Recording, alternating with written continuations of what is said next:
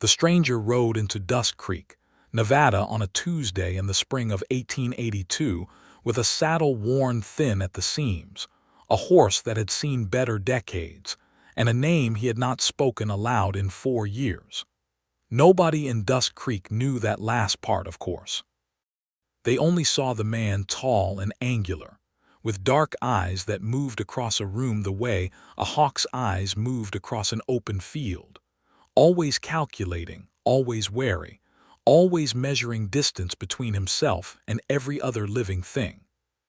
He wore a faded canvas coat the color of old pine bark, and his boots were cracked at the left heel in a way that made a soft, deliberate sound with every step he took across the wooden boards of the main street.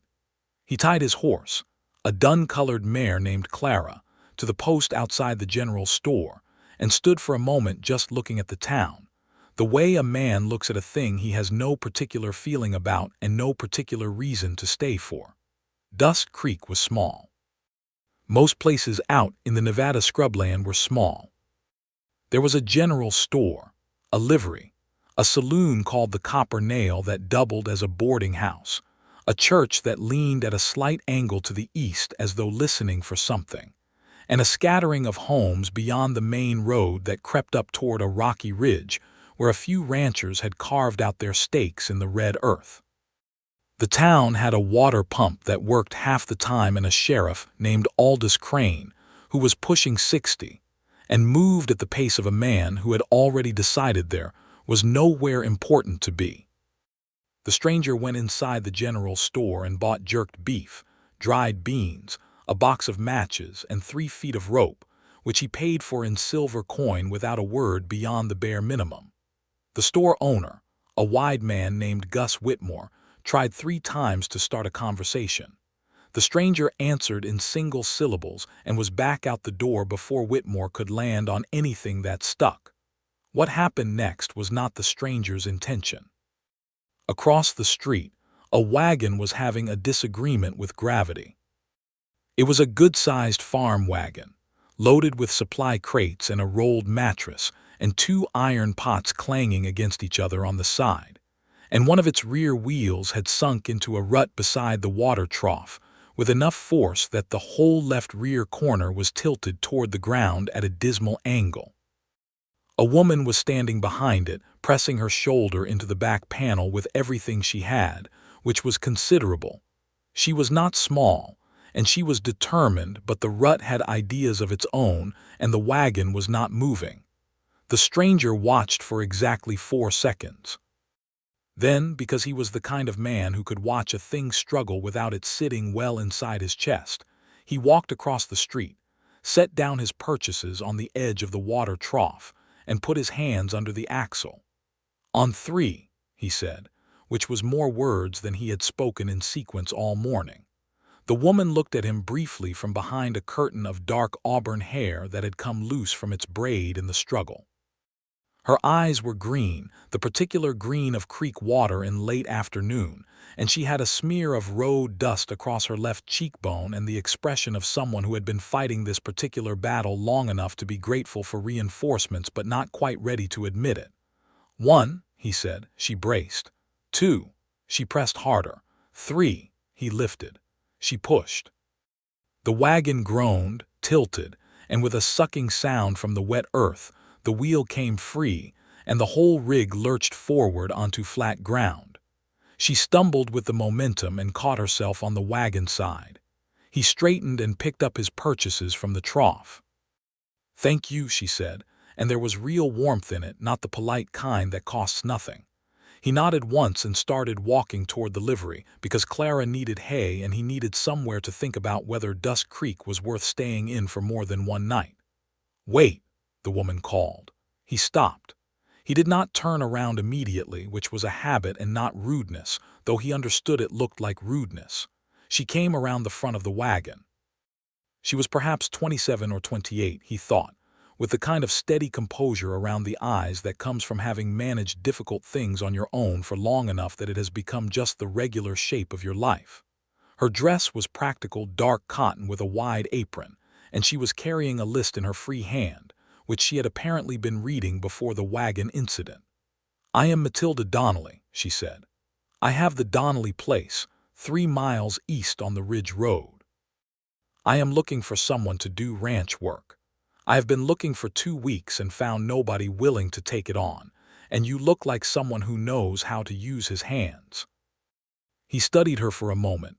The silence between them stretched to the edge of comfortable. "What kind of ranch work?" he asked. "Fencing, some structural repair on the barn, general upkeep. I have 30 head of cattle and no one to help manage them properly since my father passed in February." She paused. "It is hard work. The pay is fair. You would have the bunkhouse to yourself." He looked back once toward the edge of town, toward the road north that he had been loosely following with no particular destination in mind. Then he looked back at her. "I can start tomorrow," he said. Matilda Donnelly nodded once briskly, as though the deal had already been concluded in her mind before the conversation started. "Come out by 8. I will have coffee on." She looked at him steadily. "What shall I call you?" He hesitated, and in that hesitation there was something that passed across his face so quickly that she nearly missed it, a shadow, not of guilt but of something older than guilt, something more like absence, like a man looking at a room where furniture used to be. "Reed," he said. "Call me Reed." She nodded again and turned back toward her wagon with her list, and he walked on toward the livery with the dried beans and the rope and the matches, and the name he had not said aloud still sitting quietly in the back of his throat, where he had kept it for 4 years. The Donnelly Ranch was exactly 3 miles east on the Ridge Road, and in the silver-pink light of a Nevada morning, it had the look of a place that was fighting hard to stay alive and mostly winning. The main house was a solid 2-story structure of weathered pine boards with a covered porch that ran the full width of the front, and a kitchen garden off the eastern side, where onions and hardy herbs were already pushing up through the dry soil. The barn was large, but one of its rear corner posts had begun to lean in a way that made a man look at the roof and feel cautious. There were fences that needed new posts.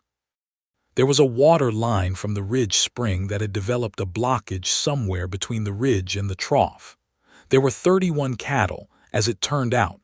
She had undercounted by 1, which she mentioned without apology, only fact. He arrived at 7 minutes past 8 on a horse that had already gotten her oats and looked better for it, and Matilda Donnelly was standing on the porch with 2 tin cups and a look of calm assessment that he was beginning to recognize as her default expression.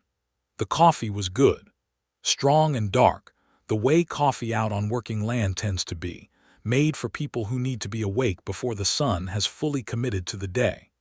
They walked the property together before he started any work. She showed him everything without being asked: the broken fence line along the north pasture, the corner post in the barn, the water blockage she had identified as somewhere near the second junction box, the gate hinge on the cattle pen that had been irritating her for 6 weeks. She walked with purpose and spoke with precision, and he noticed that she never reached for sentiment or softness in the way she described the place. She spoke about it the way a person speaks about something they love so practically, that the love itself is folded into every sentence without needing to be declared. He started on the fence line first because it was the most urgent. Without it, the cattle had a path to wander north toward the neighboring Alcott property, and from what Matilda had said about the Alcotts, that was not a situation anyone wanted. He worked through the morning with the kind of focus that comes from a man who has learned that work is a good substitute for thinking. He set new posts, tamped the earth around them, strung wire with steady hands, and did not say much. By noon, when Matilda appeared at the fence line with a piece of cornbread and a jar of cold water, he had finished the entire north section. She looked at it. She looked at him. "That is tidy work," she said. "Posts were rotten all the way down," he said. "Needed full replacement, not patching." "I know." She handed him the cornbread and the water. "My father used to say the same thing for 3 years and then just keep patching anyway." There was something almost fond in her voice when she said it, and something careful too. He did not press. She left him to his lunch and went back to the house, and he ate with his back against the new fence post, looking out across the pasture at the cattle who were thoroughly unimpressed with the morning's labor, and he thought that this was a good enough place and a good enough job, and that he could probably stay through the end of the season without any particular difficulty. He had thought something similar once before, about a different place and different people, and he had been wrong. But that was 4 years ago, and he had learned a great many things in 4 years, not all of them kind. The days settled into a rhythm quickly. He was up before dawn, had Clara fed, and the first of the day's outdoor tasks begun before Matilda came to the porch with the coffee.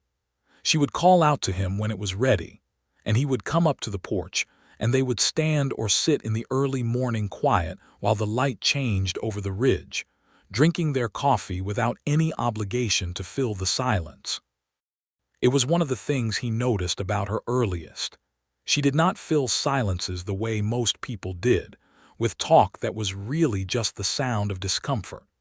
She let the quiet be what it was, which was something he had not encountered often and valued more than he knew how to say. He fixed the barn corner post with cedar beams he sourced from the mill in Dust Creek, making a special trip on his third day at the ranch. He cleared the water line blockage, which turned out to be a collapsed section of clay pipe near the second junction, and replaced it with new cast iron fittings he found at the general store. He oiled the gate hinge and rebuilt the latch mechanism while he was at it. He began working on the barn roof, replacing shingles that had warped and curled over the winter. The bunkhouse was small but dry. It had a cot with a reasonable mattress, a wood stove, a window that faced east so the morning light came straight in, and a shelf where he kept his few possessions: a change of shirt, a knife, a battered leather notebook that he had not written in for 2 years, a small photograph that he kept face down and had kept face down for 4 years. On the evenings when she did not need anything particular from him, he would sit outside the bunkhouse on the step and watch the sky go dark over the Nevada desert and listen to the night sounds: coyotes in the middle distance, the soft movement of the cattle, the occasional cry of a nighthawk overhead. It was peaceful in a way that felt, on certain nights, almost dangerous, because peace had not been a landscape he trusted for a long time. On the 5th evening, Matilda knocked on the bunkhouse door at 6:30 and told him that she had made supper, and it was more than she could eat alone, and it would be a waste to let it go to cold. Her manner was entirely practical about it and left no room for ceremony, which was the right approach, he thought, because ceremony would have made it into something it wasn't yet. He came inside the house for supper. The kitchen was warm and smelled of biscuits and salt pork, and the particular smell of a wood-heated space that has been well used and well kept for a long time. The table was plain pine, large enough for 4, set simply with 2 plates and a bread basket and a pitcher of water. She had a small lamp burning at the center. There were curtains on the window, white cotton with a small blue check, that he noticed without knowing quite why. She served the plates without fuss and sat down across from him, and for a while they ate in the easy quiet that had already become their way, with the lamp throwing its warm circle across the food and the window showing the last faint edge of sunlight over the ridge. After a while, she asked him about the cattle, whether he thought the heifer in the east pasture was going to have trouble with her pregnancy, based on what he had seen. He told her what he had observed, which was that the heifer was carrying high and favoring her left foreleg slightly, which was worth watching. They talked about the cattle for a time, and then about the spring grass, which had come in thinner than last year, and what that might mean for the summer. She asked good questions. She listened to the answers properly, in the way that meant she was thinking about what he said rather than just waiting for her turn to speak. He found himself saying more than he had planned to say about several things, not because she drew it out of him with any particular effort, but simply because her attention made it feel worthwhile to be thorough. They were toward the end of the meal, working through the last of the biscuits, and the conversation had come to a natural resting place, and she was looking at him with that steady green gaze, and then she asked, with the same simple directness she applied to everything else, the thing that nobody in 4 years had asked him and that he had not thought to offer. "What is your given name, Reed? Your full name?" He went still. It was not a dramatic stillness. It was the stillness of a man who has been surprised by something he should have seen coming. She waited with no particular urgency, as though she had all the time in the world and would be equally content with an answer or the absence of one, though he somehow understood that she was genuinely curious and not just making conversation. He opened his mouth and then closed it, and then he looked down at the table for a moment, and then he looked back at her. "Ezekiel," he said. "Ezekiel Reed." The sound of it in his own mouth was strange. Not wrong, more like the sound of a word in a language he had once been fluent in, and had spent years not using. He felt the weight of it, the specific weight of those 3 syllables, the way they had once been attached to a whole life that no longer existed in the shape it had had. Matilda nodded, as though he had confirmed something she had already suspected. "Ezekiel," she said quietly, and the sound of it coming from her was different from the sound of it coming from him, lighter somehow, like something being handed back rather than claimed. "That is a good name." "My mother's choice," he said, which was 2 more words than he had intended to say.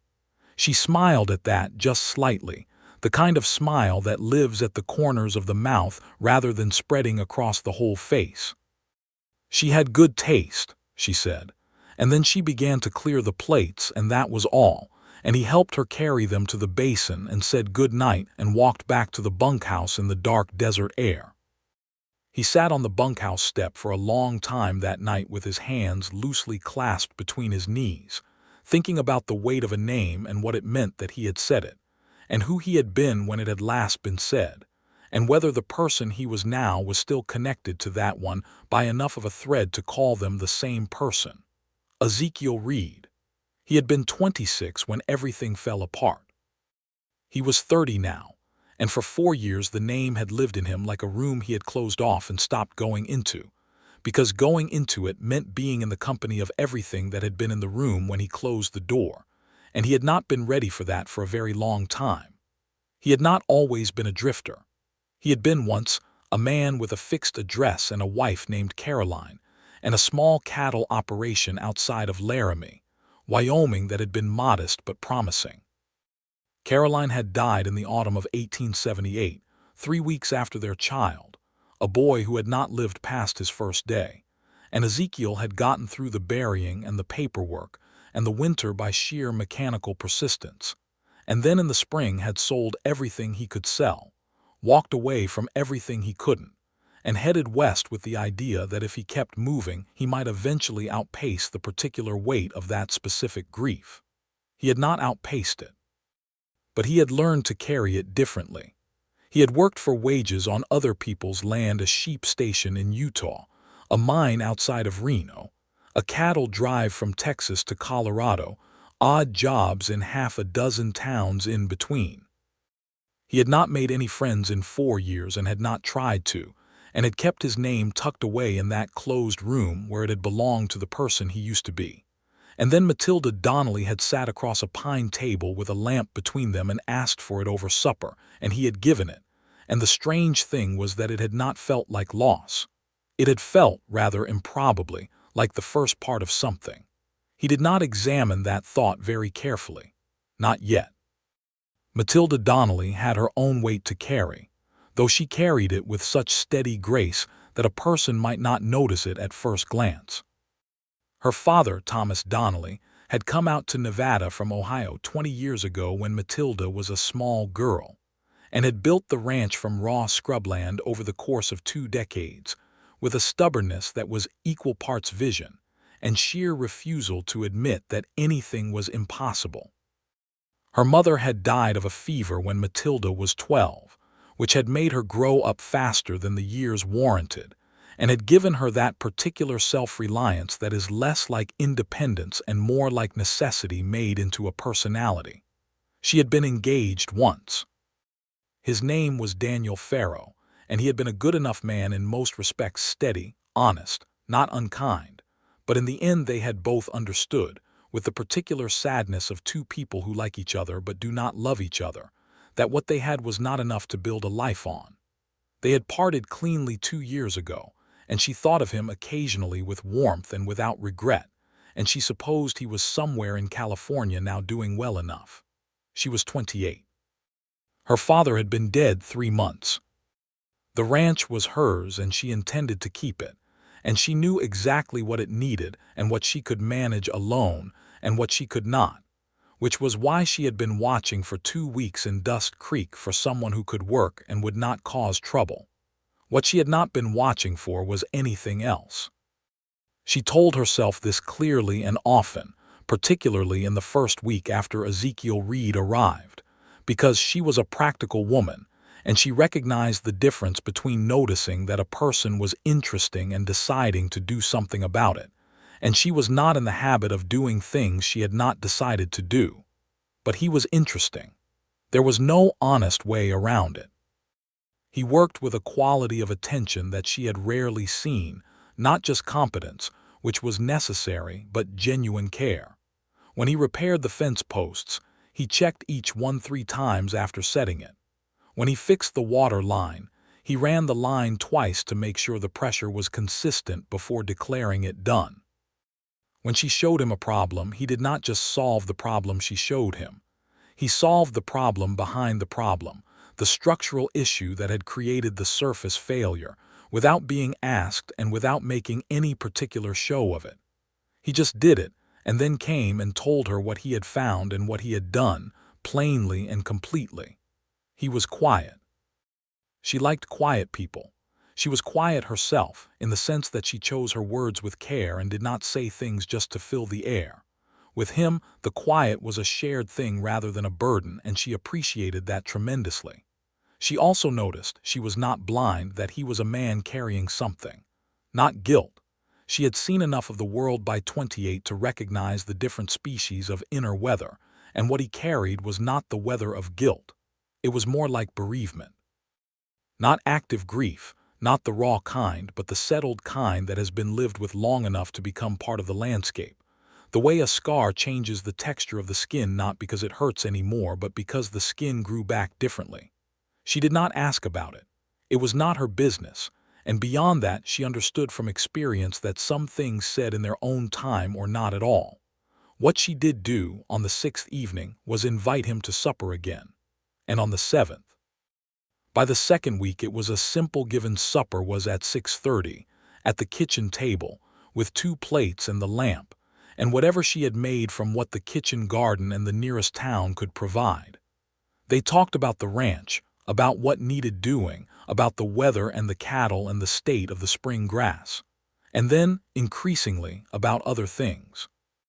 He told her on the 9th evening that he had worked a cattle drive from Texas to Colorado the previous year, and she asked what that was like, and he described the landscape of the Texas Panhandle at sunset in a way that made her want to go there, which surprised her because she was not generally given to wanderlust. She had grown up in Nevada and loved the particular severity of the desert, its honesty.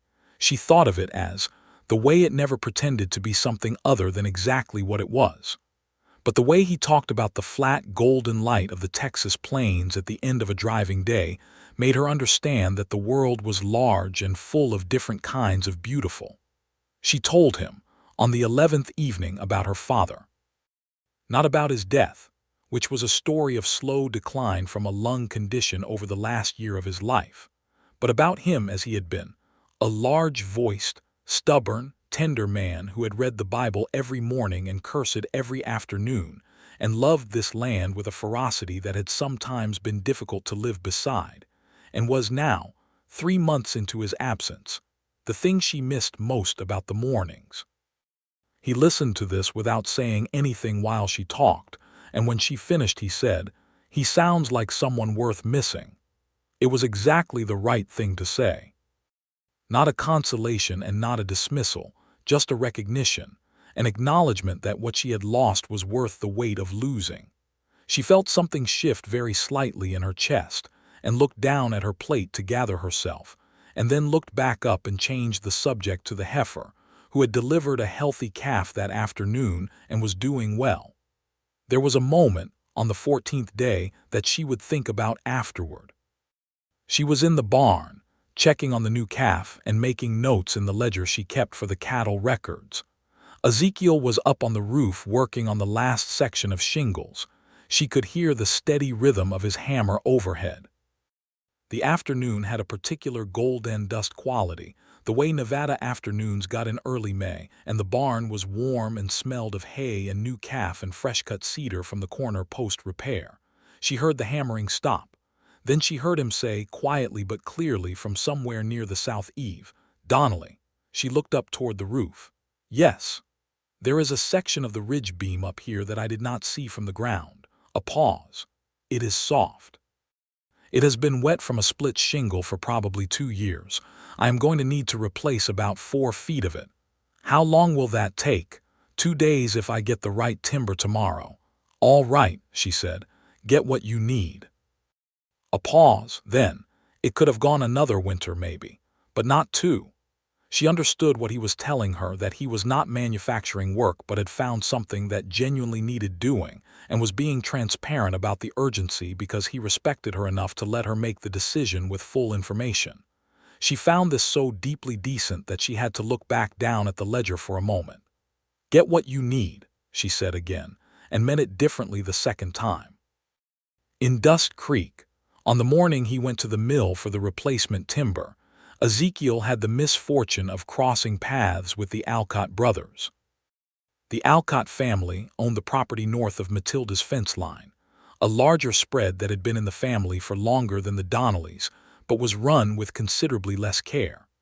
There were 3 Alcott brothers, Ned, Harlan, and Dale, and the middle one, Harlan, had the specific quality of a man who had been given slightly too much of things for slightly too long, and had developed a resulting belief that he was entitled to whatever else was in front of him. Harlan Alcott had approached Matilda Donnelly twice since her father's death with offers to buy the Donnelly property, and she had declined both times with the kind of clear language that left no room for misunderstanding. He had not, apparently, received the message.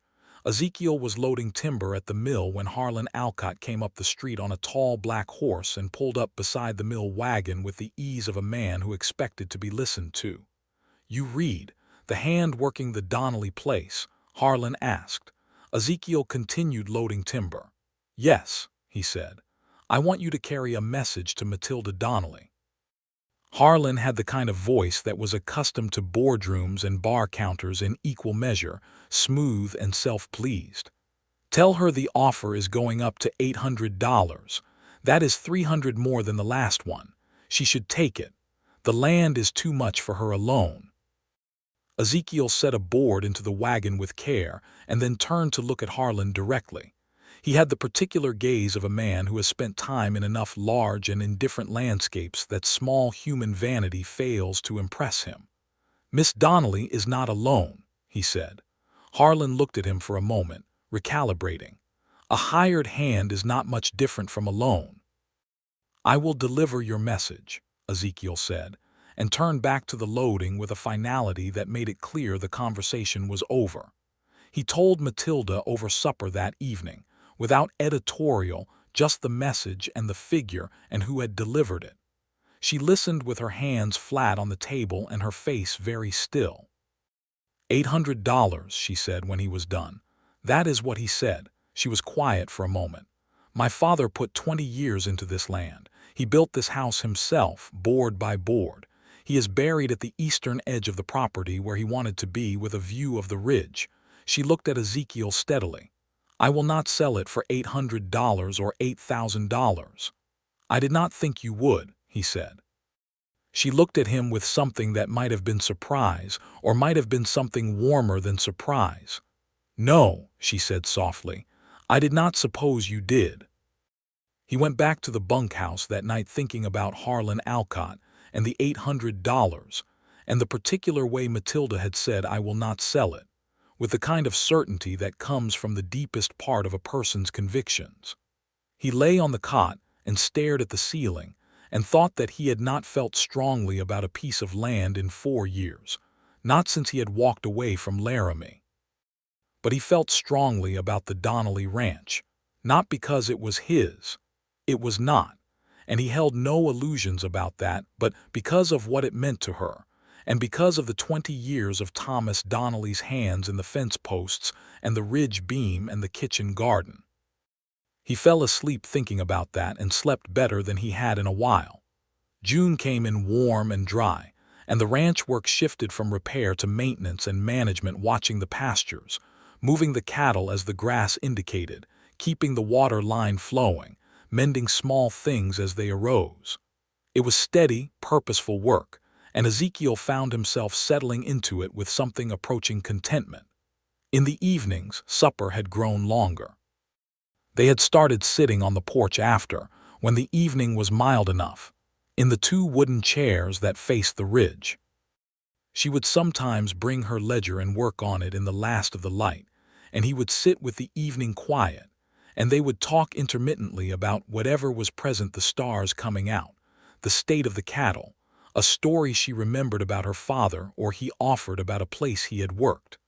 Sometimes they did not talk at all, and it was equally good. One evening in mid-June, Matilda came out to the porch with the ledger, and a slight tightness around her eyes that he had learned to recognize as the precursor to an admission she found uncomfortable. "I need to tell you something about the finances," she said, sitting down and opening the ledger to a page dense with careful columns of figures. He waited. "My father borrowed against the property in his last year," she said. "Not a large amount, but not a small one either. The note is held by the bank in Carson City, Howard Leland, at the First Territorial Bank. The payment schedule requires $240 by the 1st of September. She looked at the ledger rather than at him. "I have $180 in reserve. I need the difference." He was quiet for a moment, doing the arithmetic. $60. Yes, she finally looked at him. "I am telling you because I cannot in honesty pay you full wages at the same rate through August and make the September payment. I want to give you the choice of what you know before you decide how to proceed." He thought about this. He had money saved from the last year's work, the cattle drive wages and the Reno mine wages combined, and had nothing in particular to spend it on, given that he owned a horse and a coat and the contents of the bunkhouse shelf and required nothing else. "Keep my wages at 2/3 through August," he said. "Put the difference toward the payment." She looked at him with an expression that he could not entirely read, something between gratitude and a wariness of gratitude, as though she did not want to receive it in a way that created obligation. "That is not why I told you," she said carefully. "I know it is not," he said. "That is why I can say it without either of us making it into something it is not." She held his gaze for a long moment and then looked back at the ledger and made a small notation and closed it. "Thank you," she said quietly. "You would do the same," he said. She glanced at him sideways. "I believe I would," she said, and there was a warmth in it that she did not try to conceal this time. The summer deepened. The days were long and hot, with the Nevada sun pressing down on the ridge and the pastures turning from green to gold, and the cattle moving slowly in the afternoon heat to the shade of the few scrub juniper trees along the fence line.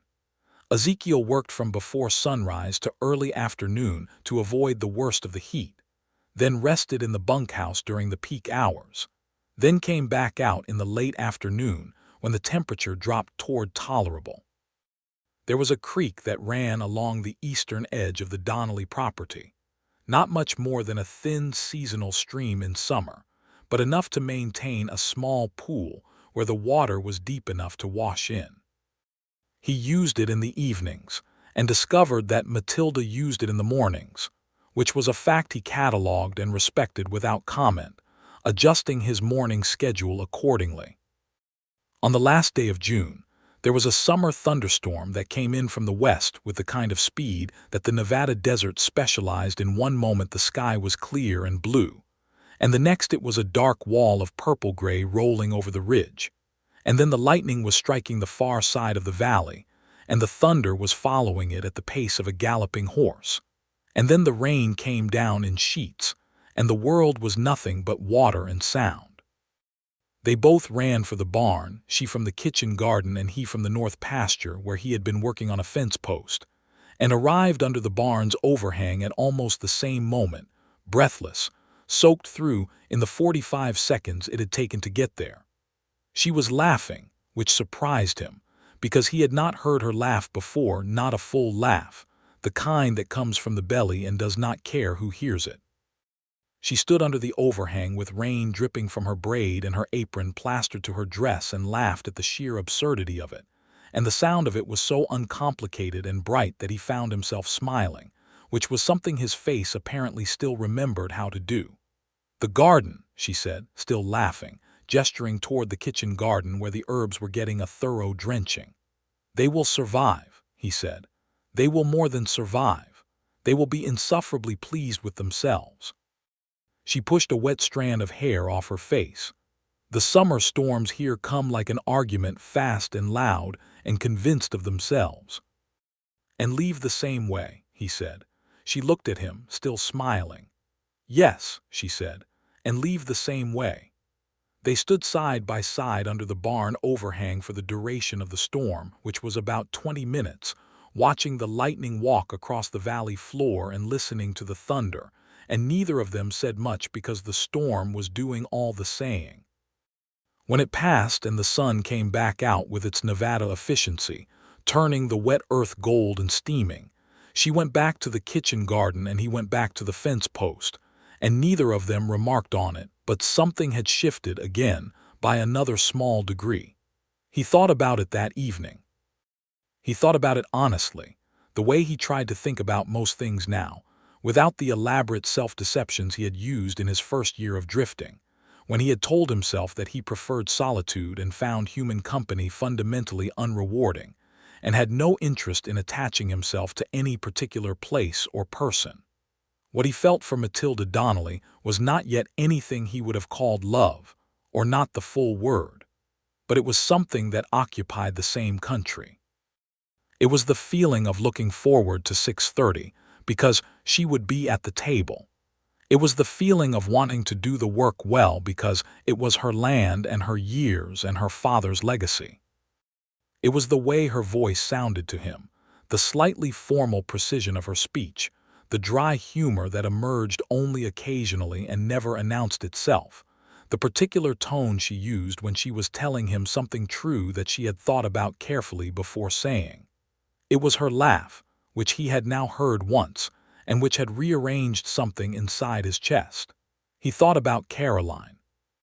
He thought about her often, not painfully anymore, but tenderly, the way you think about someone you loved who is gone and who would, you believe, want you to go on. He thought about the boy who had not been named. He thought about the cabin outside of Laramie and the cattle that had been modest but promising. He thought, "You are not betraying them by being here. You are not replacing anything. You are just a man of 30 sitting in a bunkhouse in Nevada who is beginning to think that maybe the road north could wait a little longer." The first week of July brought a particular kind of beauty to the Nevada high desert, the late wildflowers coming in along the ridge road, clusters of prickly pear in bloom with their improbable yellow-pink flowers, the mountain sage turning silver in the afternoon light, jackrabbits appearing at dusk in the pastures in greater numbers as though the summer had issued them an invitation. It was the kind of place, Ezekiel thought, that rewarded staying still long enough to see it. He had been on the Donnelly ranch for 6 weeks.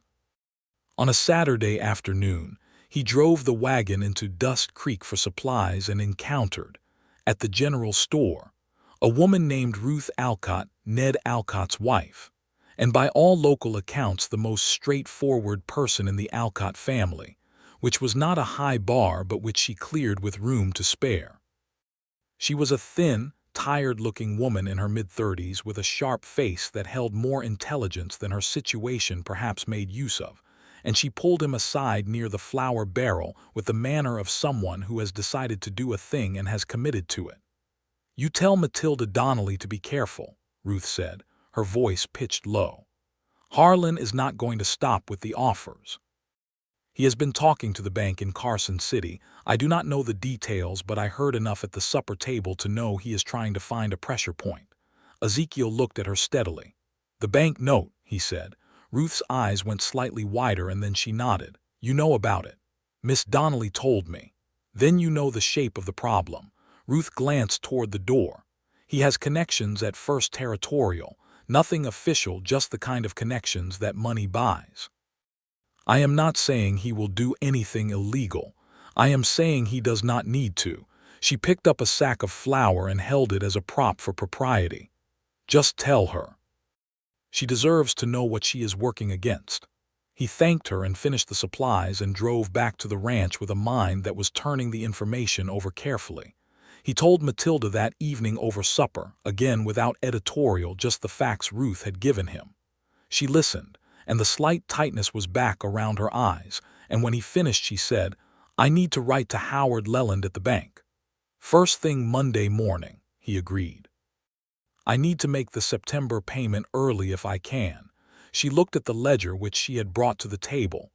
"I have 180 in reserve and 60 from," she glanced at him. "I need to sell some cattle." "You have 5 steers that are ready for market," he said. "I looked at them last week. If you can get them to the Carson City stockyard, you should clear $50 to $60 each." She did the arithmetic quickly. "That is more than enough, more than enough." A pause. "I can make the trip to Carson City in 3 days, 1 day there, 1 day at the stockyard, 1 day back." "I can drive the cattle," he said, "but you should make the bank visit yourself. Leland needs to see you face to face. It is harder to apply pressure to someone who is standing in front of you than someone who exists only as a name on a note." She looked at him for a long moment. "You think clearly about this kind of thing," she said. "I have had occasion to think about it before," he said, which was true, though the occasion had been a different ranch and a different bank and had not ended well enough to be worth narrating. "Will you come with me to Carson City?" she asked. "To manage the cattle," and she paused, and he understood the pause. She was not a woman who asked for things easily, not because she was too proud, but because she was accustomed to not needing to ask. "I would appreciate having someone I trust at hand, someone I trust." He filed that away carefully. "Yes," he said. They left on a Monday morning in the second week of July, driving 5 steers on horseback with Matilda in the wagon beside the cattle route, and Ezekiel on Clara keeping the animals moving.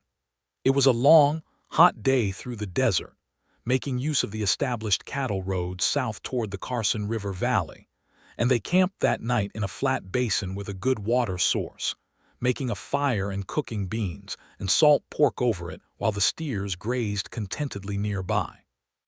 She had brought a canvas bedroll and set it up on the far side of the fire, which was practical and sensible and entirely appropriate for 2 people who were an employer and an employee on a business trip, which was what this was. He set up his own on the near side, and they sat by the fire until the flames went low, talking more openly than they had at the kitchen table, as though the large dark sky had loosened something. She told him that she had wanted to be a school teacher when she was young. She had had enough schooling for it, her father having been insistent about her education in the way that men who are largely self-educated tend to be about their children's. She had read everything she could find, still did when she could get books from the lending library in Carson City. She talked about this with the slight self-consciousness of someone who has made peace with a road not taken, but has not quite forgotten the view. He told her, and he surprised himself, that he had studied engineering for 1 year at a college in Ohio before his father's death had ended the money and sent him west at 19 to make his own way. He had retained enough of it to be useful with structure and water and mechanical things, which was probably why the work he had always found easiest was building and fixing rather than pure livestock management. "Ohio," she said. "My father was from Ohio." "Columbus," he said. "My people were from outside Columbus." She smiled at that, the full corner smile. "He was from Dayton." "Not far," he said. "Not far at all," she said, and looked at the fire with something that might have been the particular contentment of an unexpected connection, the kind that makes the world feel slightly smaller and warmer than it was a moment ago. He looked at her in the firelight and thought that he had not felt like a person in 4 years in the way he felt like a person right now, in the desert under a sky full of stars, talking to a woman who asked him things he had answers to, and listened to the answers as though they mattered. The night was quiet and immense, the way desert nights are. He lay on his bedroll for a long time after she slept and looked at the stars and thought that the name Ezekiel Reed had been sitting inside him like a seed in dry ground, and that maybe, possibly, there was enough rain now to do something with it. Carson City in July was loud, dusty, and full of the particular energy of a state capital in the middle of a boom decade. Nevada had been a state for 18 years and was still in the process of believing it. The streets were crowded with wagons and horses and the general commerce of a growing place. They took the steers directly to the stockyard on the south side of town, where Ezekiel managed the transaction with the yard agent, while Matilda watched from the fence with her arms crossed and her face entirely composed. The steers sold for $310 total, which was better than either of them had estimated. She put the bills inside her coat with a look of quiet satisfaction. She met with Howard Leland at the First Territorial Bank in the afternoon, while Ezekiel waited in the anteroom reading a 6-week-old newspaper and watching the bank employees move around with the self-important haste of men who deal in numbers. Matilda was inside for 45 minutes. When she came out, she walked directly to where he was sitting and said, without preamble, "I paid the note in full." He folded the paper. "In full, the entire remaining balance, $190 on top of the scheduled payment." She looked steadily at him. "It is done. The bank has no remaining interest in the Donnelly property." He stood up. Leland did not push back. "He did a great deal of careful throat clearing," she said, and the dry tone was in full bloom. "But I had the money and the note and the full legal standing, and there was nothing to push back against." She paused.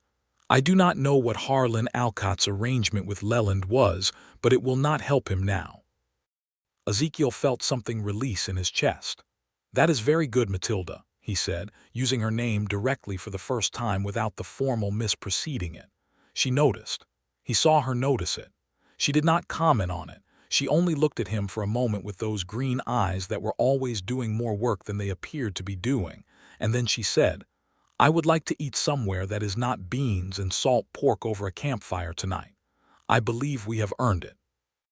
They ate supper at a proper restaurant on the main street of Carson City, white tablecloths and actual china, and a menu that included roasted chicken and fresh bread and pie that was not the kind made with reconstituted dried fruit. It was, by the standards of the Nevada desert in July of 1882, extraordinary.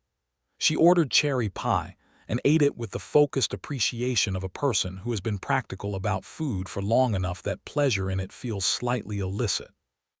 He watched her eat the pie and thought that he was in love with her, and that this was no longer a thing he was approaching or considering, but a thing he had arrived at without quite marking the moment of arrival, the way you arrive at dawn, not through a door but through the slow accumulation of degrees of light.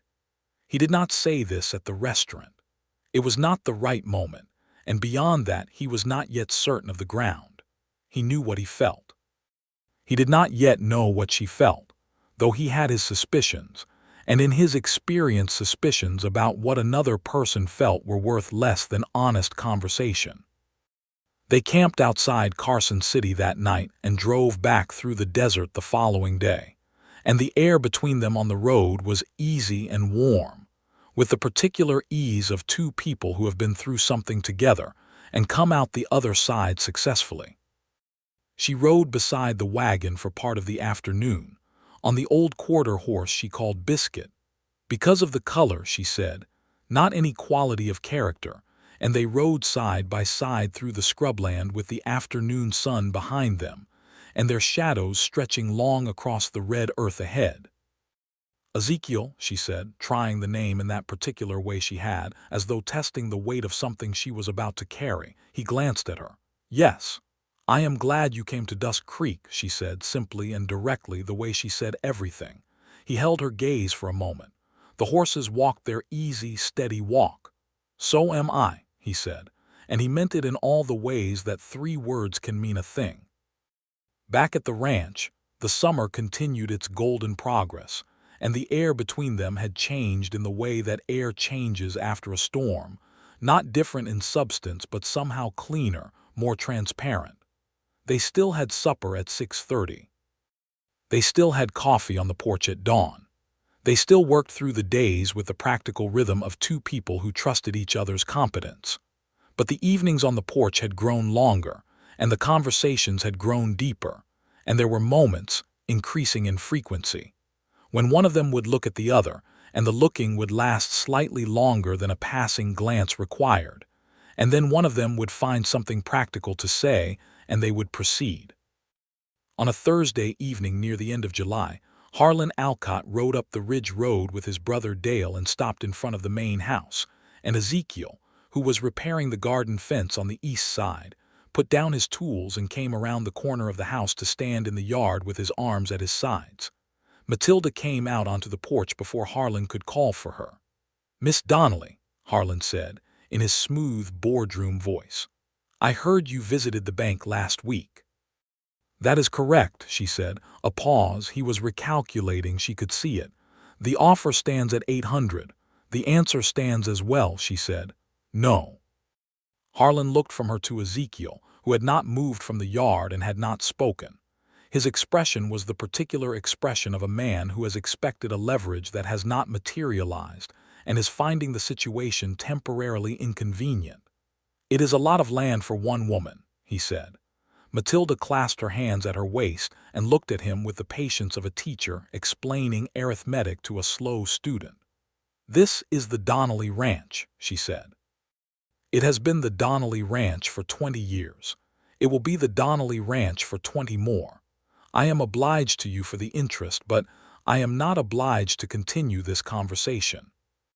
She looked at Dale, who had the grace to look slightly uncomfortable. "Good evening." She went back inside. The door did not slam. It closed with the firm quiet of a door that did not need to make a point because the point had already been made.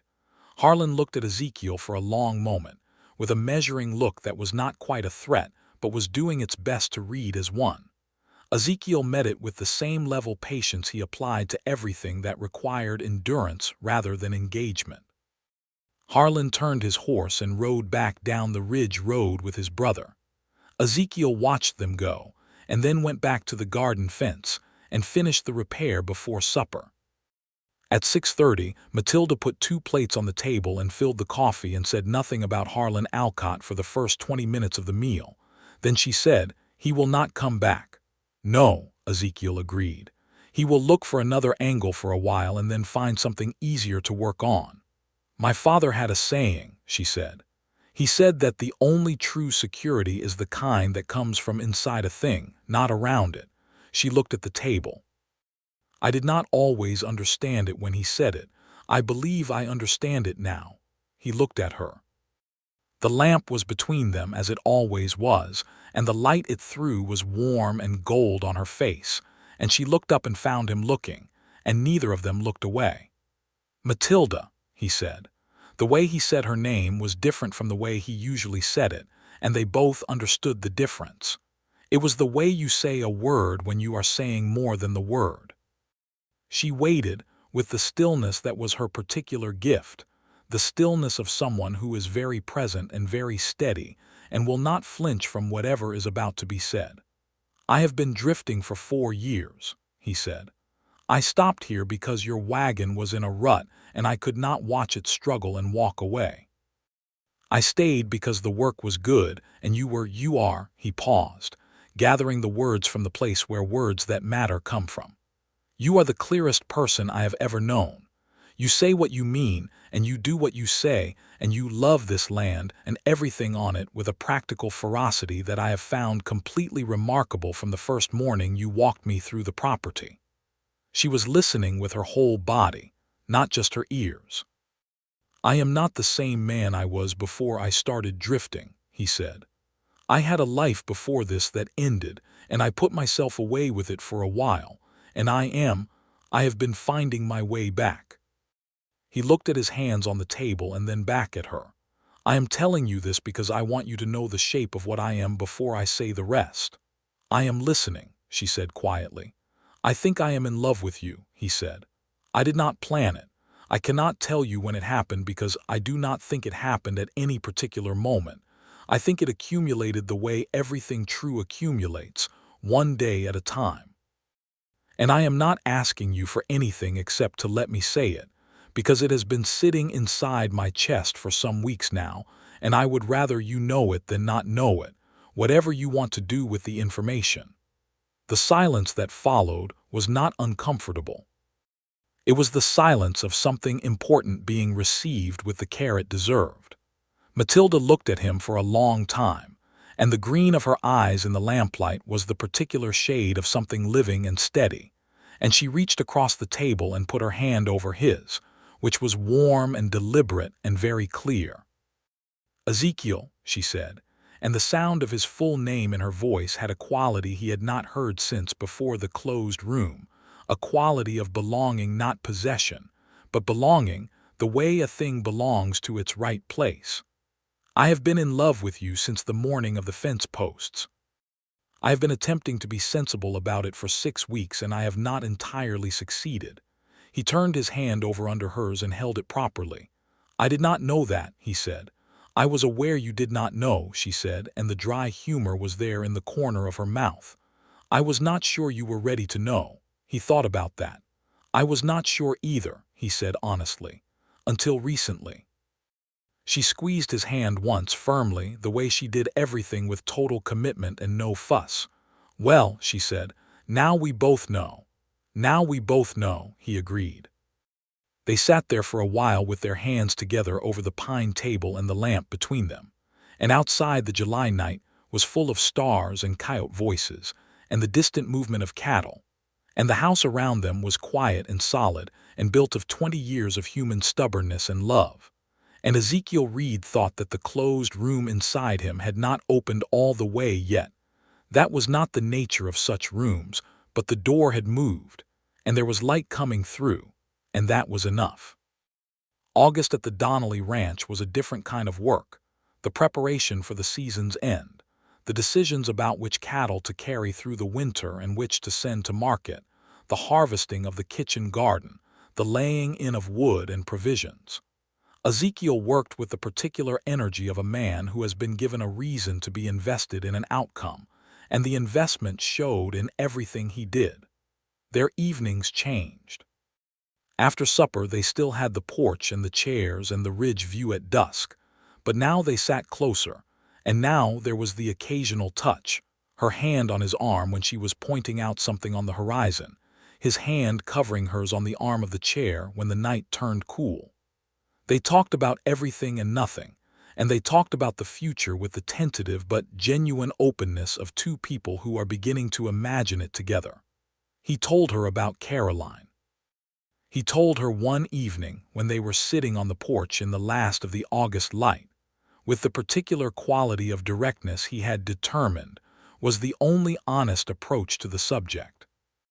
He told her about the marriage and about Caroline's kindness and the depth of what he had lost in that Wyoming autumn, and about the boy who had not been named and about the years of drifting afterward. Matilda listened without interruption or expression, and when he was done she was quiet for a moment, and then she said, "You are a man who has loved well and lost greatly." "Yes," he said, "and you have not let it make you small." She looked at him. "Some people after losses of that size become very small. They fold inward and stop taking up space in the world. You did not do that." "I am not sure I chose it," he said. "I do not know that choices are always conscious," she said thoughtfully. "I think sometimes the choosing is just in the continuing in still being here, still doing the work, still being willing to be known by someone." She paused. "You said your name to me at supper. That was a choice." He thought about that for a long time. "It was," he said finally. "Yes, I think it was." She leaned her head slightly against his shoulder, a small, deliberate motion, entirely in her own style, not dramatic, just present, and they watched the sky go from amber to purple to the deep blue of desert dark, and the stars came out one by one over the ridge. In the first week of September, Ezekiel drove into Dusk Creek on his own and stopped by the church, which still leaned slightly toward the east in its listening posture. The minister, a quiet man named Reverend Callum, received him in the small office behind the vestry with the lack of surprise of a man who has seen most combinations of human circumstance and finds few of them remarkable. They had a conversation that lasted about 20 minutes. When Ezekiel came out, he looked somewhat less composed than when he had gone in, which was not a quality he often displayed. But he squared his hat and went to the jeweler's next to the bank and spent a quiet quarter of an hour there as well, and came out with something small in his shirt pocket. He rode back to the ranch in the afternoon light with Clara moving at her easy ambling walk, and the September breeze coming off the ridge carrying the first edge of autumn coolness, and he felt, for the first time in 4 years, like a man with a destination that was not just the next horizon. That evening, he did not wait until supper. He found Matilda in the kitchen garden harvesting the last of the summer squash with her apron full and a streak of earth on her wrist, and he stood at the garden gate until she looked up and saw his expression and went very still. He came through the gate and stood in front of her, and she set the squash down carefully in the apron and looked at him with those clear green eyes that had never flinched from anything he had shown them. "Matilda," he said, "I have been here for 4 months. I know that is not a very long time in the normal accounting of things. But I also know that the last 4 months have been the most alive I have felt in 4 years, and I know the reason for that is standing in front of me with a squash in her apron." The corner of her mouth moved. "I am 30 years old and I have been a drifter, and I am not a man of particular prospects," he said. "But I am a man who will build what needs building and fix what needs fixing and be here tomorrow morning and every morning after it. I am a man who knows your name when he wakes up in the morning and thinks it is the best name he knows." He reached into his shirt pocket and took out a simple ring, a thin band of silver with a small turquoise stone, which was what the jeweler in Dusk Creek had to offer and which was, as it happened, exactly the color of the creek water in late afternoon. He held it out to her. "I am asking you to marry me," he said, "because I love you and because this land deserves the two of us, and because I would like very much to stop putting my name away."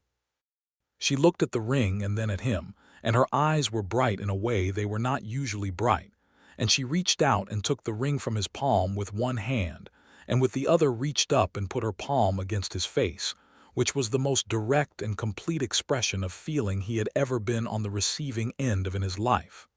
"Yes," she said. "Ezekiel, yes." He kissed her there among the squash and the late summer herbs with the Nevada sky enormous above them, and it was the first time he had kissed anyone in 4 years, and the feeling of it was like the first water after a very long dry season.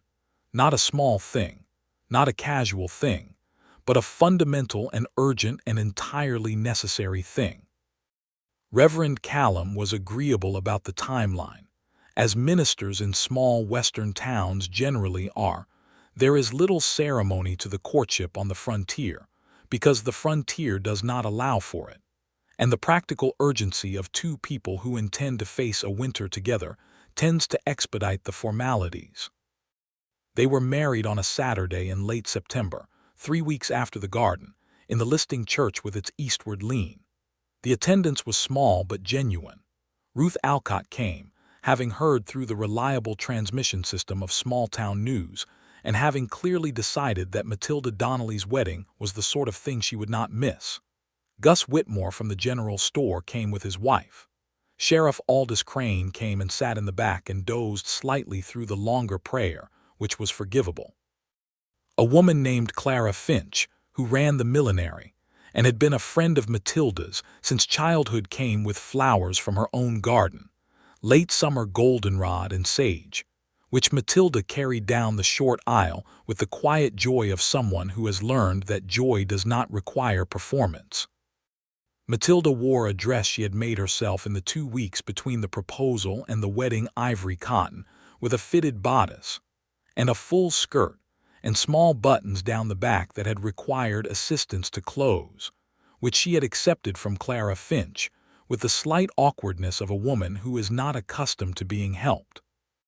She wore her hair up but not severely, with a few strands loose around her face, and she carried the goldenrod with both hands and looked at Ezekiel as she walked toward him with the same steady, direct gaze she applied to everything. No looking down, no ceremony of avoidance, just the full and honest look of a woman who knows what she is walking toward and has decided with her whole self. He stood at the front of the church in his best shirt, which he had washed and pressed with an iron borrowed from the boarding house, and his newer boots, which only had a small crack rather than the significant one, and he watched her come toward him and felt the particular weight of the name Ezekiel Reed settle differently inside him, not like a burden and not like an absence but like a foundation, the kind of thing you build on. They said their vows to each other with the direct simplicity of people who mean every word and do not require elaborate language to convey it. When Reverend Callum pronounced them married, Ezekiel kissed his wife, and the small congregation made the warm and unrestrained sounds of people genuinely pleased by the outcome. Afterward, there was a supper at the ranch. Matilda had made enough food for 20, though there were only 12, which was her nature, to prepare more than necessary and refuse to apologize for the abundance. There was roasted chicken and cornbread, and 3 kinds of pickles, and a pie that was not reconstituted dried fruit but fresh apple from the trees on the south slope that she had been pressing and drying since August. There was cider and there were stories, because a supper table with 12 people on a ranch in Nevada in September 1882 is a place where stories accumulate naturally. Ruth Alcott, who turned out to be a sharp and funny woman once removed from the company of her husband's family, told a story about the first time she had tried to drive cattle that made Matilda laugh the full laugh, the belly one, and Ezekiel sat beside his wife and watched her laugh and thought that this exactly, was the specific thing that 4 years of roads and temporary work had been traveling toward, and that he had not known it until he arrived, but that did not make the arrival any less exactly right. When the last guests had ridden home down the ridge road, and the supper things were washed and the lamp was low, and the Nevada night was pressing soft and enormous against the windows, he helped her with the small buttons down the back of the ivory dress, which took longer than strictly necessary and was considerably more enjoyable than fastening them had been. And the house was theirs, and the dark outside was full of the sounds of the land they were going to keep together. The autumn settled over the ridge in its Nevada way, not the dramatic New England color but a subtler shift, the scrub oak going gold and russet, the sage turning silver-purple in the changing light, the mornings coming in with a sharp edge of cold that made the coffee more necessary than ever. Ezekiel worked through the autumn preparations with a purposefulness that was different from how he had worked before, not more driven but differently grounded.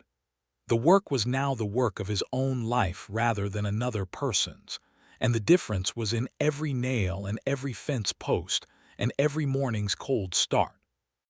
They built a life with the same practical steadiness with which Matilda did most things, and with the same deliberate care with which Ezekiel did most things, and the combination was, it turned out, a very good one. He managed the cattle with an eye for detail that improved the herd over that first autumn. She managed the finances and the provisions and the kitchen garden and the accounts with a precision that kept them not just solvent but gradually, incrementally better off. They divided the work not by any rigid rule but by inclination and ability, with a natural fluidity that came from both of them being people who looked at what needed doing and did it without requiring the doing to look a particular way. They talked.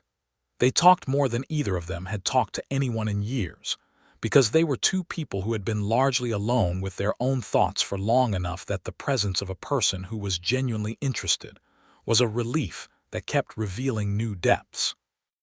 They talked about Ohio and the engineering year in Caroline, which they circled back to occasionally with the careful respect due to important things, and they talked about Thomas Donnelly and the fence posts he had repaired and repatched for 3 years before making the full replacement, and about the summer storms that came like arguments and left the same way, and about what they wanted the ranch to look like in 5 years, and about whether to plant more hay on the south slope in the spring. In December, she told him, over morning coffee on the porch with their breath making small clouds in the cold air, that she was expecting a child. He went very still in a way that she recognized by now as the stillness of something deeply felt rather than anything alarming. "Are you all right?" she asked, watching him carefully. He turned to look at her, and his face had the quality of someone who has been handed something very precious and is taking a moment to hold it properly before moving. "Yes," he said, and his voice was steady, but the steadiness was working a little harder than usual. Yes, I am very all right." She reached over and put her hand over his on the arm of the chair, the same gesture as the kitchen table 3 months ago, and he turned his hand over and held it as he had done then. I know it carries weight for you," she said carefully, "given what happened before." "It does," he said, "but the weight is different now." He looked at her. "I am not afraid. I have been afraid before. I understand afraid, and this is not it. He paused. "This feels like something being restored." She brought his hand to her face and held it against her cheek for a moment, and he felt the warmth of her, the steady reality of her, and thought about the closed room and the door and the light coming through. "Ezekiel," she said, "we are going to be fine." "I know we are," he said, and for the first time in 4 years he believed the future when he looked at it. The winter was manageable, not easy, because Nevada winters at elevation were not easy, but manageable. He kept the cattle through the cold with careful management of the hay stores, moving the herd to the south-facing pasture where the winter sun reached longest. He kept the pipes from freezing with lagging and attention, making checks in the coldest nights that required pulling on his coat at 2 in the morning, and going out in the dark and the cold, which he did without complaint because it was necessary, and because the ranch was his to maintain now in every sense. She baked through the winter, which she had always done but more so now, bread and pies, and the particular kind of dense molasses cake that was her father's recipe, which she made from memory and which tasted of something older than the recipe itself. The kitchen was warm and fragrant on the cold days, and he came in from the outside work to the heat of it and the smell of it and the sight of her at the stove. And the contrast between the cold outside and the warmth inside was so acute and so welcome that it occasionally made him stand in the doorway for a moment just feeling it. They spent the long winter evenings in the way that people on ranches in the 1880s spent them. She reading from whatever book she had managed to acquire from the lending library in Carson City on the last pre-winter trip, sometimes reading aloud to him, while he worked on a piece of leather or sharpened tools by the stove. He had gotten into the habit of reading himself, working through a collection of scientific papers on cattle management that had turned up at the general store in a box of donated books, finding in them information he found genuinely interesting and practically useful.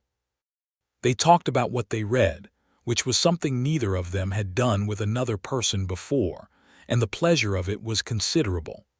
On the coldest nights, the coyotes were loud across the ridge, and the wind came down from the mountains with purpose and malice, and the house creaked with the cold but held its ground, the way a thing built with stubbornness holds its ground. He thought, on one such night in February with the wind pressing against the windows and Matilda asleep in the bed beside him, about the 4 years of roads.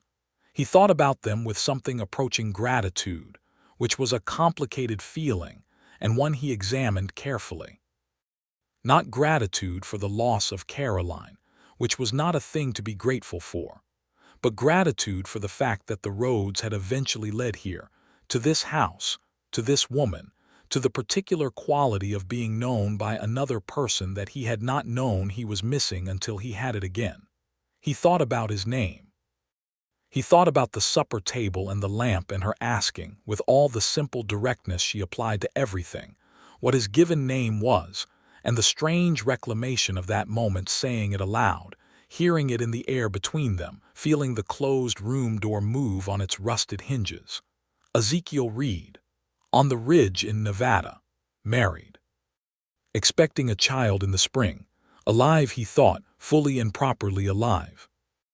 In the spring of 1883, a morning in early April when the first wildflowers were pushing up along the ridge road, and the cattle had moved themselves back to the north pasture without encouragement, in the natural way that animals know when the season has turned, Matilda went into labor in the calm and practical way she did most things, having already identified what was happening, already sent Ezekiel for the midwife in Dust Creek, already made the bedroom ready with the clean linens and the basin and the lamp, already said everything she needed to say in the steady, deliberate voice that had been the first thing he had truly noticed about her on the street outside the general store 11 months ago.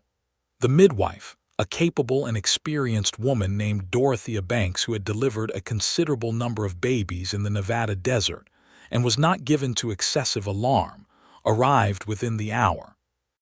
Ezekiel was sent to the kitchen and to the porch and back to the kitchen, which was where men were sent during these events in 1882, and where he went without argument because argument was not the point, but where he spent 4 hours in a state of sustained attention that was different from anything he had felt in 4 years. Not dread. He had made peace with dread in the winter conversations, but the fierce, helpless hoping of a person who loves someone in a room he cannot enter. A boy, 8 pounds, with a great deal of dark hair and a furious announcement of his own arrival that Ezekiel heard from the kitchen, and which made him put his face in his hands for a moment in a way that was not grief but its opposite. Dorothea Banks came to the kitchen door and told him mother and son were both doing well and that he could come in. He came in. Matilda was sitting up in the bed, which was entirely in keeping with her nature, propped against the pillows with the expression of a woman who has accomplished something significant and is taking a moment to acknowledge the fact before moving on to the next thing.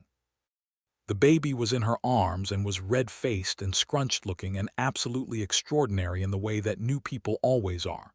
He sat on the edge of the bed and looked at his son, and then at his wife, and found he had nothing useful to say for a full minute, which was all right because some things are larger than the words available for them. "He needs a name," Matilda said. Her voice was tired but entirely steady. "Thomas," he said without hesitation. "Thomas Ezekiel Reed." She looked at him, and what was in her eyes was the full depth of everything they had been since the wagon rut and the coffee on the porch, and the supper table with the lamp and the summer storm and the firelight in the desert basin, 4 seasons of a life being built on honesty and work and the patient accumulation of days. "Thomas Ezekiel Reed," she said softly. "Your father would have been pleased." "My father and yours both," he said. She leaned her head against his shoulder with Thomas Ezekiel Reed tucked between them, and outside the Nevada spring was doing everything springs are supposed to do, warming the soil and greening the pastures, and bringing the wildflowers up along the ridge road in their annual improbable colors. And the ranch was whole, and the banknote was paid, and the fences were solid and the barn was sound, and Harlan Alcott had found other interests, and gone quiet on the matter of buying what was not for sale. The name Ezekiel Reed was said in the house many times every day now. She said it in the morning and in the evening and sometimes in the middle of something, turning from the stove with a thought, looking up from the ledger with a question, just his name, in the way that you say the name of someone who is yours and who you are glad is present. He said it himself sometimes, just to hear it, because it was no longer a weight in the back of his throat, but a word that lived in the open air of a house where it belonged. The closed room was not entirely open. Some rooms don't open all the way, and that is not failure but honesty. There were nights when he thought about Caroline and the boy without a name, and the weight of that was still real, but it was the weight of something honored and remembered rather than something that defined and limited.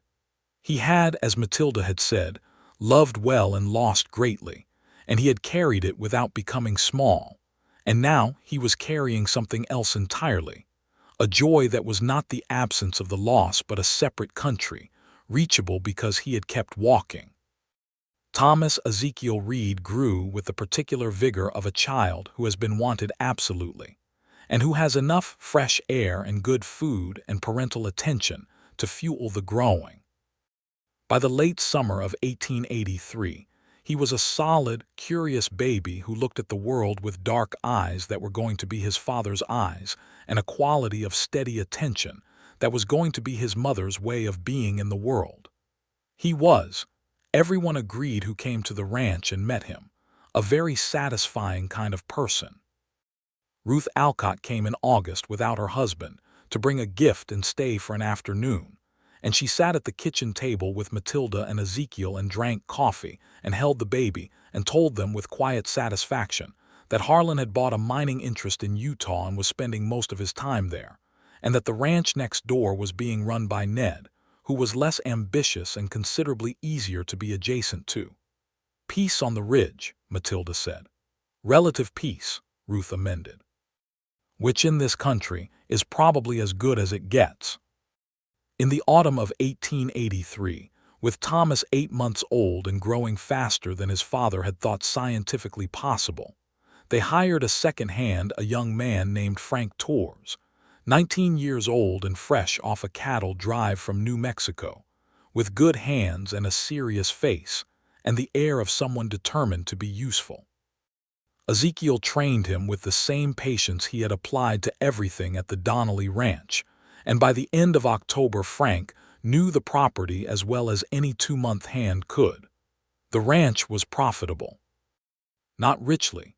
It was never going to be a large operation, not without more land than they had and more hands than they could pay, but solidly, consistently profitable in the way that things run with competence and care, and without waste tend to be. The herd had grown to 42 head. The hay crop on the south slope, which they had planted in the spring on the theory that he had outlined over supper one December evening, had come in well enough to reduce the winter feed costs significantly. He wrote to his mother in November, which was something he had not done in 3 years. She was still in Ohio, in a different house from the one he had grown up in, remarried after his father's death to a steady, kind man named Harriman who worked the post office. The letter was 3 pages and not easy to write, because 3 years of silence requires a reckoning to cross, but he wrote it with the same honesty he tried to apply to everything that mattered, and he told her about Matilda and about Thomas Ezekiel Reed, and about the Ridge Road in Nevada and the coffee on the porch, and the way the summer storms came fast and certain over the mountains, and at the end of the letter he signed it with his full name. His mother wrote back in December, a letter that took 6 weeks to arrive, and that filled 4 pages in her careful, familiar hand, and which said, among many other things, "I always knew you would find your way back to yourself. I only hoped it would not take too long. I am so glad it did not." He read that sentence twice, and then folded the letter and kept it in the notebook on the bunkhouse shelf, which was no longer the bunkhouse shelf but the shelf in the house, in the study that Matilda had designated as his on the grounds that every person who read things needed somewhere to put them. Christmas 1883 on the Donnelly Reed Ranch. They had begun calling it by both names sometime in the autumn, which felt right, was a quiet and abundant celebration. Frank Torres had gone home to his family in New Mexico for the holiday week, which Ezekiel had encouraged by giving him the week as wages, because a young man away from home deserves Christmas. They were therefore alone on the ranch, the 3 of them, with the Nevada winter pressing cold and clean outside, and the kitchen smelling of molasses cake, and the stove throwing its red-gold light across the floor. Thomas Ezekiel Reed, at 9 months old, was too young to understand Christmas, but was exactly the right age to be wholly delighted by the shiny things and the warmth and the abundance of parental attention, which he received with the satisfied gravitas of someone who considers such attention his appropriate due. They had a turkey, a small one, purchased from the farm on the valley floor, and cornbread and the last of the kitchen garden's dried herbs, and Matilda's pie, and cider from the fall pressing, and they ate with the particular quality of thankfulness that has not been announced and does not need to be. After supper, with Thomas asleep in his cradle by the stove and the lamp burning low between them on the cleared table, she reached across and took his hand and said, "Tell me something you have not told me yet." It was a thing she asked occasionally, which he had come to understand as her way of making sure they kept going deeper rather than staying in the comfortable shallows. He thought for a moment. "I used to play the fiddle," he said. "Badly, but consistently. I sold the fiddle in Laramie in 1879 because I needed the money and did not see a reason to hold on to things." She looked at him. "That is a loss I intend to address," she said. "You cannot find a fiddle in the Nevada desert on Christmas Day." "I can find one by February," she said, with the tone of a woman who has made up her mind, which was the most effective tone in his experience. He laughed. It was a full laugh, not a small one, and it came from the same place as Matilda's laugh in the barn during the thunderstorm, the place where things are genuinely and uncomplicated funny, and where a person is free enough to show it. She was smiling at him with the full smile, not the corner one. In the low lamplight, with the stove warm and the baby sleeping and the Nevada winter doing its business outside, she was the most beautiful thing he had ever seen. And he was not a man given to that kind of statement, but it was true in the way that the things that are said after long silence are usually the truest. "Matilda Reed," he said. She tilted her head slightly. "Matilda Donnelly Reed," she corrected, which she always did, and which he always accepted because the Donnelly was earned across 20 years and deserved to stay. "Matilda Donnelly Reed," he said. "I love you. I love this house and this land and this child and this life. I did not know 4 years ago that this was where I was going, and I know now that all those roads were necessary to arrive here, and I am grateful for every one of them, even the bad ones, because they all pointed this direction." She squeezed his hand. "I love you, Ezekiel," she said. "I loved you when you lifted the wagon wheel out of the rut, though I did not know that yet. I have known it very clearly since the fence posts, and every day since with increasing certainty." "Every day since," he repeated, and the phrase was a comfort and a promise in equal measure. By the spring of 1884, the Donnelly Reed Ranch was a settled and functioning place, with its fences sound and its ridge beam solid, and its water line flowing cleanly, and its herd growing with the kind of steady increment that comes from good management and fortunate seasons.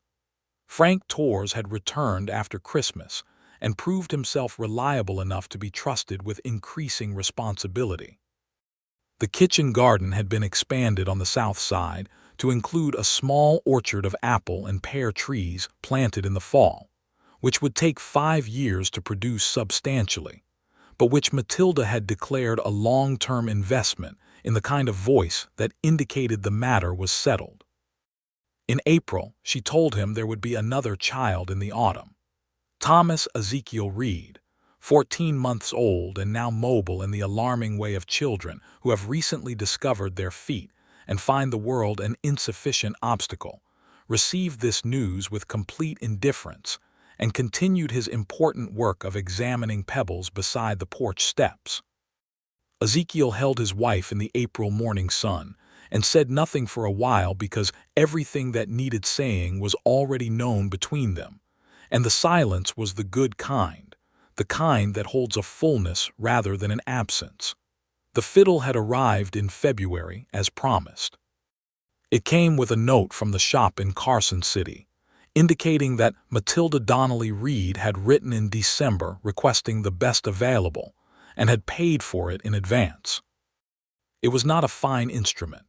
It was a plain one, well made, with good tuning pegs and a warm tone, and he had sat on the porch the evening it arrived and played badly and consistently for 45 minutes, while Matilda sat in her chair and listened with the expression of someone who genuinely did not mind the bad parts and was already looking forward to the better parts.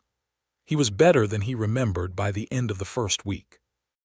By the end of the first month, he was playing the old songs with enough fluency that Matilda began singing along, which revealed that she had a voice that was clear and true and entirely unself-conscious, which was exactly what a person might have predicted about her.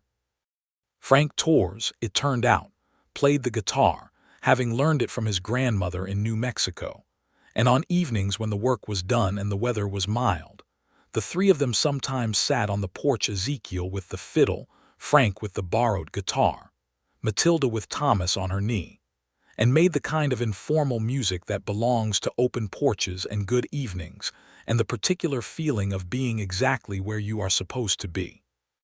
The ridge road in Nevada on those spring evenings had its own quality of beauty, the long shadows of the juniper stretching east, the cattle moving in the far pastures, the sky doing its evening work of gold and orange and deep blue, the sage smelling of everything the desert knows and does not say. It was a landscape that had been honest with them from the beginning and continued to be, and they loved it for exactly that reason. He said his name every day now. He said it to Matilda and to Thomas and to the cattle, and occasionally to Clara the horse when she was being unreasonable about the farrier. And he said it to Frank when something needed to be done, and he needed Frank to know who was giving the instruction. And he said it to the Reverend in church on Sundays, and to Gus Whitmore at the general store, and to Ruth Alcott when she came to visit, and to the bank agent in Carson City, and to the letters he wrote to his mother, and to the notebook on the shelf that he had started writing in again. Ezekiel Reed. It was a name that belonged to a man with a place and a purpose, and a woman who had asked for it over supper one evening in the spring, and in doing so had given it back to him, had said, "You have a name, and the name is yours, and there is room for it here at this table with this lamp between us." He had not known, sitting in that kitchen on that evening with the beans and the biscuits and the lamp, that the asking of a simple question could be the beginning of a whole life. He knew it now. He knew it every morning when he came to the porch, and she handed him the coffee and looked at him with those green eyes that had never once looked away from anything difficult or beautiful or true. He knew it every evening when he sat in the chair beside her and watched the ridge go dark and heard the coyotes begin their night conversation, and felt the particular warmth of the house at his back and the particular weight of her presence beside him. The second child was born in October of 1884, a girl this time, who arrived with the same good-lunged announcement as her brother and the same dark hair, and who was named Eliza June Reed after Matilda's mother and after the month that had been the turning, though the turning had not technically happened in June but in May, and it was the summer that had held it. But June was the right sound for a name, and they agreed on it over the cradle in the lamplight.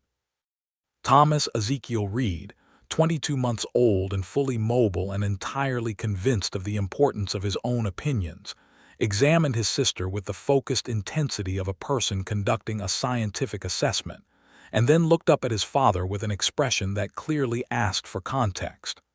"Her name is Eliza," Ezekiel told him. "She is your sister. She is going to be here for a long time, so you should get used to her." Thomas appeared to consider this, and then returned his attention to the cradle with the air of someone who has accepted a new situation and is determining how best to manage it. Matilda, from the bed, watched her husband and her son and her daughter in the October lamplight, and felt the specific quality of fullness that is not a feeling so much as a condition. The state of a life that is being lived exactly as it should be, with the right people and the right land and the right morning coffee, and the right name being said in the right house every day. Dusk Creek had grown in the 2 years since Matilda and Ezekiel had married. There were 2 new families on the Ridge Road, and a proper school building had been put up on the east side of town, which meant that Thomas Ezekiel Reed would, in a few years, receive the kind of education that Thomas Donnelly had driven himself to provide for his daughter from across the counter of whatever school books Ohio had offered, and that Matilda had always believed was the ground under everything else. She would teach him herself until then, as she had been reading to him since before he could respond, and as she had already begun pointing out letters and numbers in the deliberate, unhurried way of a woman who had always wanted to be a teacher, and had found, improbably, that the teaching had found her anyway, just in a slightly different classroom than she had originally imagined. The winter of 1884 was cold and long and fine. Ezekiel had added a room to the house, a proper addition off the back, with 2 windows, to give the children a room of their own as they grew. He built it himself through the autumn, with Frank's help, working on it in the late afternoons after the cattle work was done, and it was sound and true and had a small stove of its own for the cold months. He put the windows on the east wall so that the morning light came in directly, the same as the bunkhouse had had, the same as the room where he had kept the face-down photograph for 4 years. The photograph was face-up now. He had turned it over one morning in the summer of 1883. He could not have said exactly why that morning rather than any other morning, and looked at Caroline's face, which was a kind face in a plain oval frame, and said out loud to her what he had been meaning to say for a long time. That he had loved her truly and had not forgotten her, and was building a life that he believed she would have approved of, and that the boy had not been forgotten either, though he had not been named, and that was the one thing that still carried a slight edge of unfinished, the absence of a name. Matilda had been the one to suggest, with quiet thoughtfulness, that they might give the boy a name even now, even at this distance, not for any ceremony but because it was right, and because names matter, and because a child deserves to be something more than an absence. They had done this together, sitting on the porch, and had settled on William, which was a name that meant nothing in particular to either of them except that it was solid and kind and worth having, and they had said it once aloud in the evening air of the Nevada desert, and it had been exactly what was needed. The closed room was open. Not empty full, actually, full of the people who had been in it, and who were still present in the ways that the lost remain present, which is to say in the shape of the living, and in the work that was done because of them, and in the particular quality of gratitude that is available only to those who have understood the cost of things. But the door was open, and the air moved through it freely, and Ezekiel Reed walked through it every day on his way from one part of his life to another. On a May morning in 1885, the 5th year of the decade and the 3rd year of their marriage, Ezekiel Reed stood on the front porch of the Donnelly Reed Ranch at dawn with his coffee and watched the sun come up over the ridge. The sky went from gray to pink to gold with the Nevada efficiency that he had been watching for 3 years and had not grown tired of. The sage was silver in the early light. Clara was in the pasture, moving slowly with the equine contentment of a horse who has good grass and no complaints. The cattle were audible in the far field, the low, indifferent sounds of animals whose concerns are entirely practical and immediately present. The door opened behind him, and Matilda came out with her own cup and stood beside him. Thomas, who was now 2½ and had inherited his father's early rising, could be heard inside constructing something with whatever was near enough to construct with, accompanied by the occasional word in his developing vocabulary, which mostly covered the categories of animals, food, and strong feeling. Eliza June Reed, 6 months old, was asleep for at least another hour based on the current trend, which her parents respected. Frank Torres had bought a small plot of land just outside Dusk Creek and was building a life of his own there. He still worked at the ranch 4 days a week, but his independence was right and deserved, and Ezekiel had told him so clearly and helped him with the building the way you help a young man who has proved himself. The sun cleared the ridge fully and poured gold across the pastures and the fence posts and the new addition at the back of the house and the kitchen garden and the 3 pear trees that were coming along slowly but with evident intention. "What are you thinking?" Matilda asked, the way she asked sometimes, directly and without preamble. He thought about it honestly, which was the only way he thought about things anymore. "I am thinking," he said, "that I rode into Dusk Creek 3 years ago without any plan except the next road, and I stopped because a wagon was in a rut, and you asked me my name over supper, and I remembered that I had one." He looked at her. "I am thinking that a person cannot plan the things that save them, only receive them when they arrive." She looked at him with the green eyes that were the first truly home-feeling thing he had encountered in 4 years of looking for it without knowing that was what he was doing. "Ezekiel Reed," she said. "Matilda Donnelly Reed," he said. And the May morning light came full and warm across the ridge, and the Nevada desert offered its honest and severe and beautiful landscape in every direction. And inside the house, Thomas Ezekiel Reed had found something that made a satisfying noise, and the cattle in the pasture were doing their cattle business with their usual indifferent contentment, and the pear trees were growing, and the fence posts were solid, and the barn was sound, and the coffee was strong and dark and exactly right. And they stood together on the porch of the house that was theirs, and looked out at the land that was theirs, and held the morning between them with the easy, practiced tenderness of two people who know what they have and know how it was made and are not taking a single morning of it for granted. The road north, which he had been loosely following with no particular destination in mind when he rode into Dust Creek, had dissolved into something irrelevant. He was not going anywhere. He was exactly where the 4 years of roads had always been pointing, even on the nights when the roads seemed to be pointing nowhere in particular, and the only honest thing was to put one foot in front of the other, and trust that direction was still a property of motion, even when the destination was invisible. He had said his name again. He said it every day.